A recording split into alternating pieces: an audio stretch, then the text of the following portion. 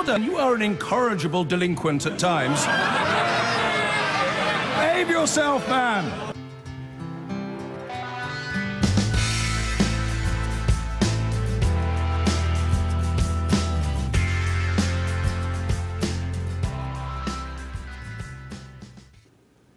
An independent report into sexual abuse spanning 4 decades at 2 leading private Catholic schools says the attacks on children were likely to be more widespread than previously thought. It found appalling abuse at Ampleforth in North Yorkshire and at Downside in Somerset, and says both institutions tried to cover up numerous allegations. The children as young as 7 were sexually abused by a number of monks who were described as being secretive, evasive and suspicious of anyone outside their Benedictine order. Our religion editor, Martin Bashir, has more. They decorate some of England's most attractive landscapes. Downside School here in Somerset and Ampleforth in Yorkshire, described as resembling a Harry Potter world of beguiling charm. But within these golden monastic buildings from the 1960s onwards, some teachers sexually abused children as young as 7. Piers Grant Ferris was described as a sadistic and violent abuser at Ampleforth's prep school, where he taught for 10 years from 1965.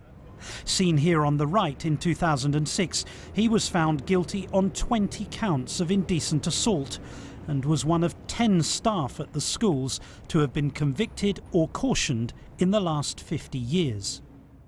But today's report said the true scale of abuse at Ampleforth and Downside is likely to have been much higher. This is a very hard-hitting, very serious report that, as I say, over many years showed that the reputation of individuals and the reputation of the institution itself was far more important to people than the safety and the protection of the children. Former students described their experience. One said the abuse caused him to shut down emotionally. Another victim at Downside begged to be rescued. Those I turned to for help silenced me with guilt and shame, making me believe that I was a sinner. This charity is working with Ampleforth on improving its safeguarding. The only natural step for them is for outside regulation. That's the only thing that's really going to solve this issue. So their safeguarding and their organisations need to be externally regulated. The Catholic Church, back in 2001, published its own review of safeguarding, which contained 83 recommendations. But according to today's report, Ampleforth and Downside paid no more than lip service to them. The report points out that other than in the context of this inquiry, no public apology has ever been made to the victims. Today, both schools issued statements saying they acknowledged serious failings in the past and were trying to improve. Martin Bashir, BBC News.